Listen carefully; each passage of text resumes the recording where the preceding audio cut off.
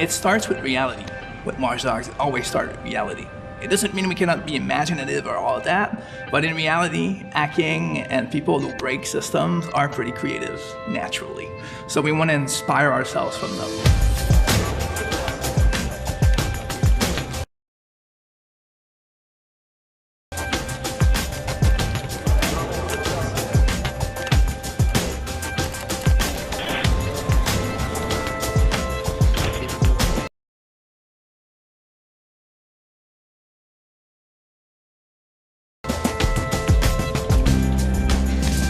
This is a big moment for us in production.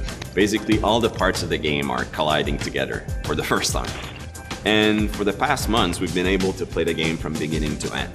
So now we see how things are coming together, and you could almost say the game has a life of its own at this point.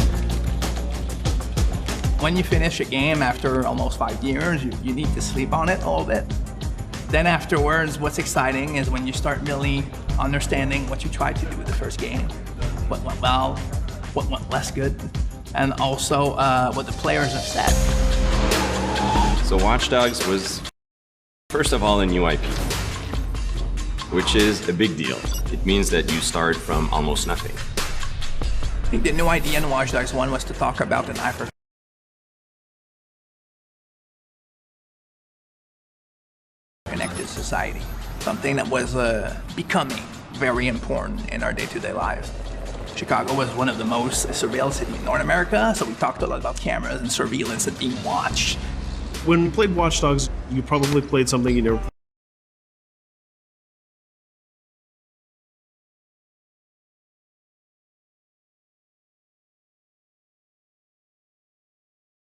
played before, because the city was sort of alive. People were not just people walking around the street, but you could hack into their lives and you could exploit them, you could see their secrets, you could manipulate the city.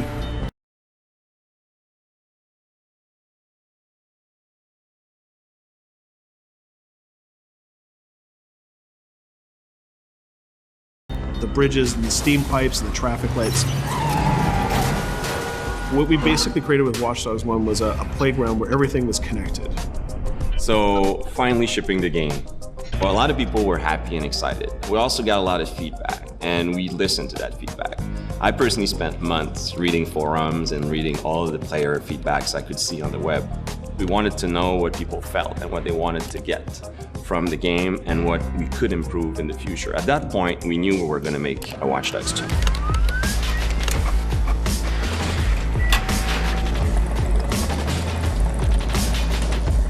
We felt like we really did a big milestone with the original Watch Dogs. But with Watch Dogs 2, we could really deliver on the fantasy of being a hacker. This time around, we're in San Francisco. For us, San Francisco struck the chord because it meant the very birth of the attitude of a hacker.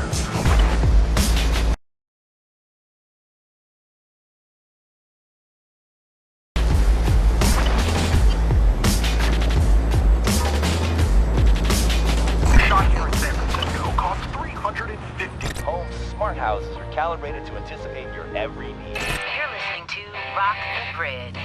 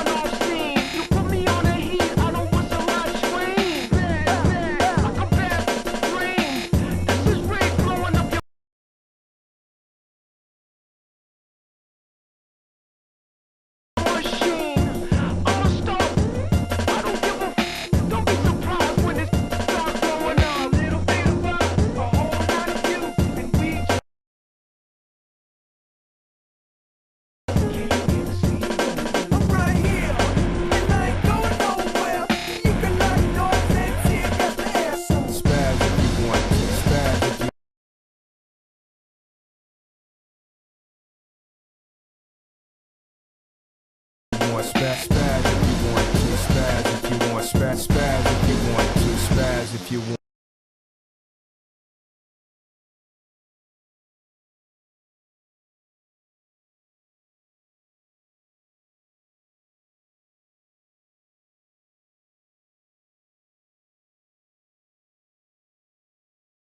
feeling that the world is centered on you, the player. So characters shouldn't only react to you, they should react to each other. You know, maybe people start fights. Maybe someone calls the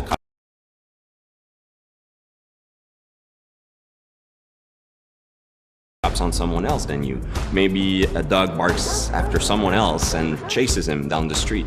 You need to feel as if this city is alive, even if you do nothing. And then if you start doing things, if you start playing in the world, the city should react to what you're doing.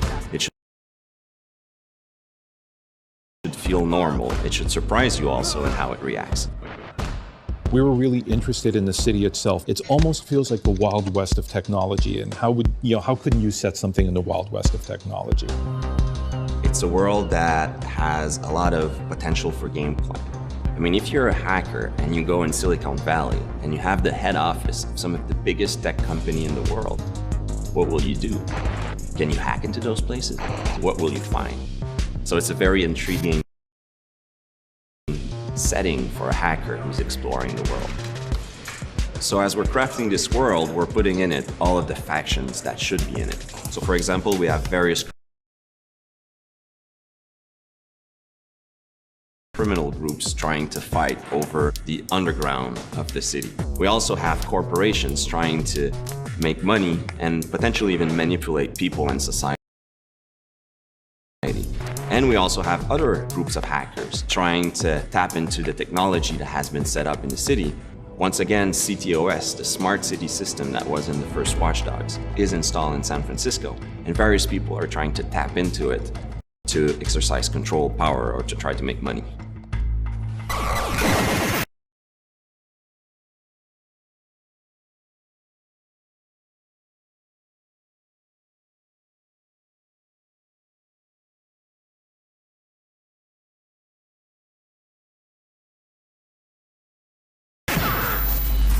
In creating a hero for Watch Dogs 2, we wanted somebody new, somebody that could embody the spirit of California and the spirit of San Francisco. But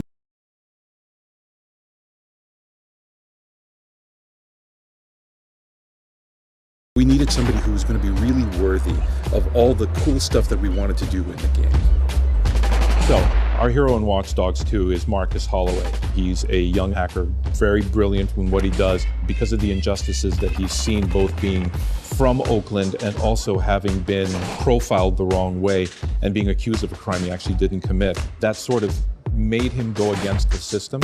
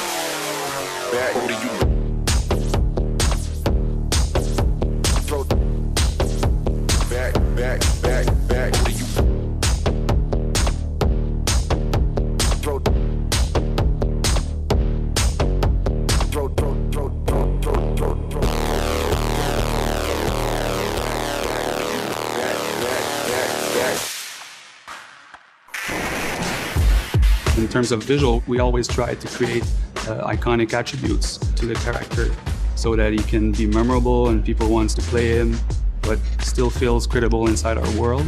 He's a perfect blend between somebody that's tech savvy, that represents a little bit the internet culture, but also has that athletic and rebellious feeling to him. So we had to decide from the beginning what things were comparable between Aiden and Marcus and what things would be different. We focused on parkour. We wanted Marcus to be a lot better at parkour than Aiden. And we're not talking about just like climbing on things, but like being able to like flow and chain moves together. So he's a pretty good fighter, but he's got some interesting quirks too. He's a more expressive guy. We've really tried hard to figure out what kind of melee weapon Marcus we had. We tried a whole bunch of things, and some things were pretty cool, and some things just didn't work at all. We did a lot of research, and we basically did what Marcus would have done. We went onto the internet and we started watching videos and started reading websites and trying to figure out what kind of stuff we could make. Pretty much all the stuff that you probably shouldn't search at work. In the end, what we stumbled across was this idea of taking a billiard ball and attaching it to a paracord lanyard. And we took this and we handed this to the stunt team, and the first thing that we saw was it was fast. It was so fast, like we couldn't believe how fast they were swinging this around their body. And as soon as I saw this video, I'm like, this is crazy. We got it.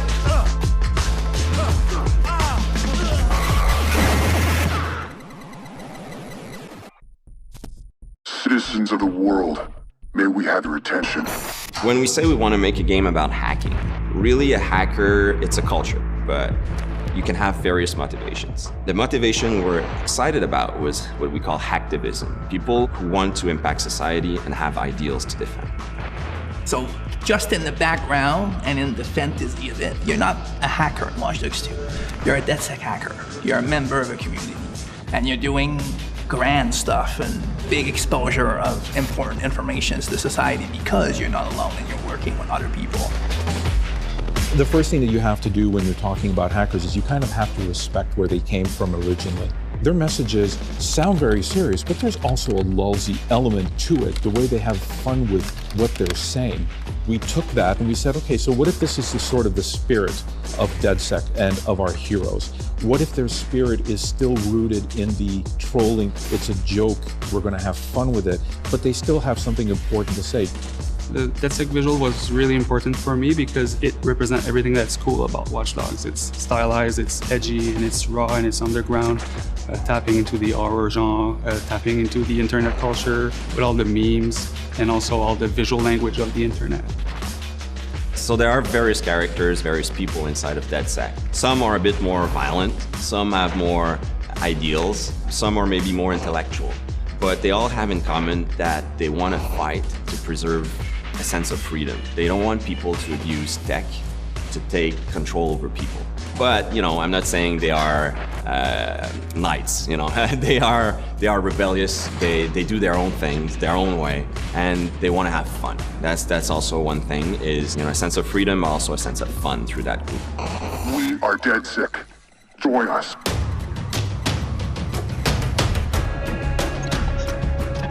The new idea for hacking in Watch Dogs 2 is to let the player create his own solutions. We're adding a lot more depth to hacking. So you have a lot more control, a lot more flexibility in how you hack the world. So one big category of hacking in Watch Dogs 2 is the entire branch of pushing remote controls to its limit. One of the big things on Watch Dogs is hacking vehicles. I think this is a real game changer because vehicles are everywhere in the world, and if you can hack into the drive system of a car, you can pretty much drive it wherever you want. So making sure if you see a forklift in the world, it shouldn't be a forklift. You can just like move the box up, down. You should, just like a camera, press a button and become that thing. One of the core things that we're doing is we're opening up the game with Watch Dogs 2. You can hack every character. You can hack every car in the game. And you can hack most of the electronics within the city. So that's a lot of potential targets for hacking. And that's not even counting your own tools. Well, in Watch Dogs 2, we brought in a lot more toys and things to play with because we wanted to embrace the maker culture. DedSec have these really interesting, intricate guns. They're built on a 3D printer. Basically the cutting edge technology of 3D printing, which is actually building it with metal. It's also got this really cool taser. So if you want to play the game completely non-lethal and not actually kill anybody, you can totally do that. We're playing with a lot more crafted items and a lot more of little devices that you can use. One of the things that people kind of like that we've done, they really like what we've done, is we've created toys for Marcus. He has an RC jumper. It's got little wheels, and it's even got this little robotic arm that he can sort of deploy, and he can interact with things. He can unplug things and replug them and take out screws. It's a neat little toy. And then the other gadget he's got is this quadcopter. And it's more about scouting and being the eye in the sky. First person view on it is incredible because you're just zipping through the city. It feels like you're flying. Well, you are flying. Another branch, which is kind of connected to it, is the concept of manipulating people. In Watch Dogs 1, you could only hack the people that were marked as potential target. Now, you can target the person you want, and you can hack them in multiple ways. For example, I could hack one person and distract them, have their phone ringing so they look at their phone to create a distraction. Later on in the game, you'll also be able to do things we call mass hacking, which is, well, why only hack one if you could hack them all? There's one thing that I really believe about Watch Dogs players is that there is no Watch Dogs player. There are many types of Watch Dogs players. You should be deciding how you want to play the game. So that means you can play a mission full gun blazing, that's the way you like to play, full stealth, or through hacking only, project yourself in computers, take control of electronics, influence people, and try to get to your goal that way. We try to really support all players' types across all different styles of play, and also allow players to combine and mash these styles and play together too. If you've been playing a certain way for a while, we want the game to kind of challenge you to try different things, but also not force you into playing the game a certain way. We work to improve the driving, make it more accessible while keeping all the different styles of vehicles and adding a lot of physics and feel to all the vehicles. So we keep the depth, but have more accessibility. The team is super happy with the result we've had, and I hope gamers will be just as excited.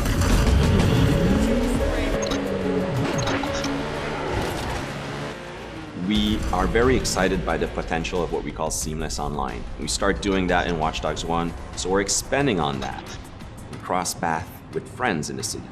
So you playing in single player and you're crossing path with another player who's also playing in single player. Both of you are members of DedSec, so you're friends, and you can just walk up to each other, you'll say hello, hit the button, and form a co-op team. And what we're going to be showing in the next couple of months is an example of how those things work together to create magical gameplay moments.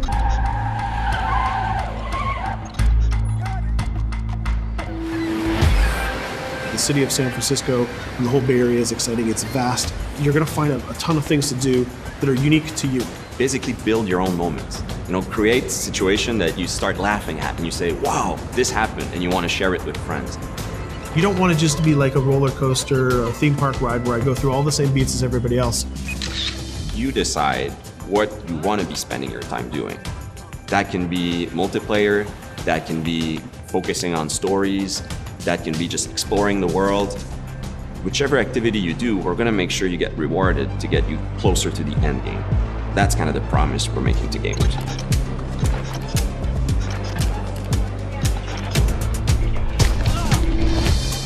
You always know it when something starts to click, it starts to work.